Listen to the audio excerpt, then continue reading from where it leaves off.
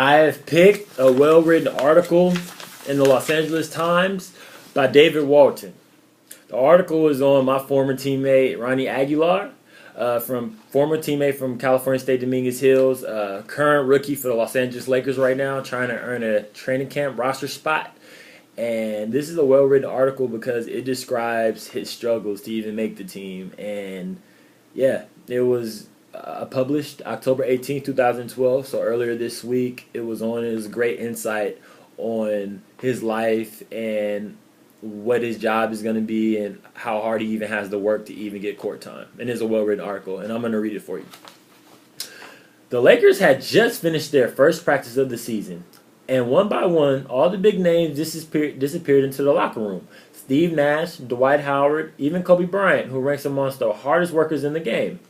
One man remained on the court after they had gone, his body stretching to a perilous 7'1", his long-framed face by black hair and a beard. Ronnie Aguilar shot at a steady progression of jump hooks.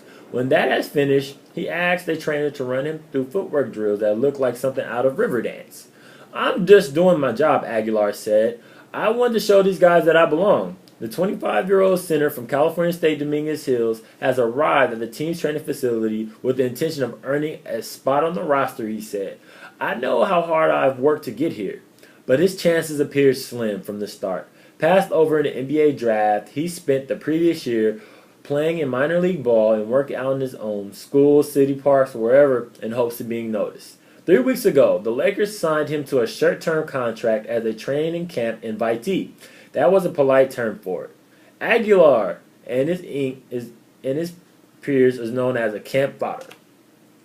From the first day at camp, Aguilar showed up early to stretch, lift weights, and shoe on his own. Preparing his body was the only part of the challenge.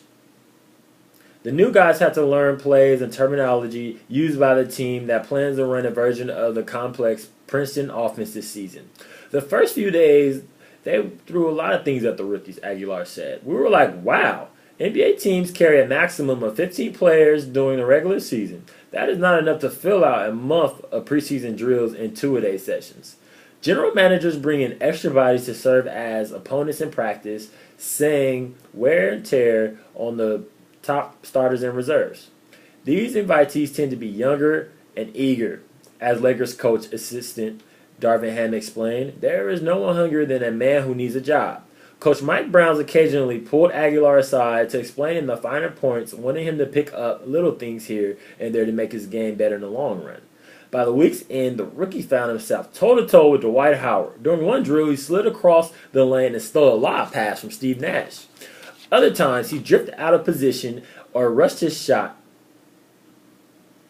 There were scrimmages where he lingered on the sideline with the rest of the invitees, including former UCLA star Reeves Nelson, watching all the veterans get the court time.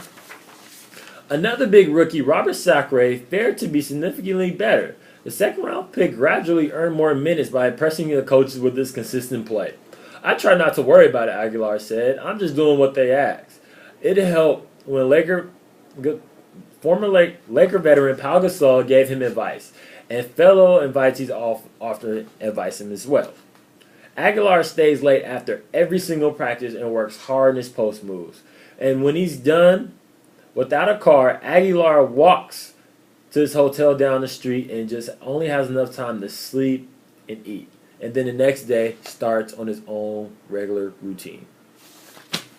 I found this article to be a well-written article because it shows how hard someone even has to work to even get on the court to even be a part of the Lakers. And what makes this article well-written to me, because I personally know Ronnie, and I know the struggles that he has to go through to even make it to this point. By him even being on the Lakers is an amazing accomplishment. And I think David Walton, Los Angeles Times, did a great job of showing insight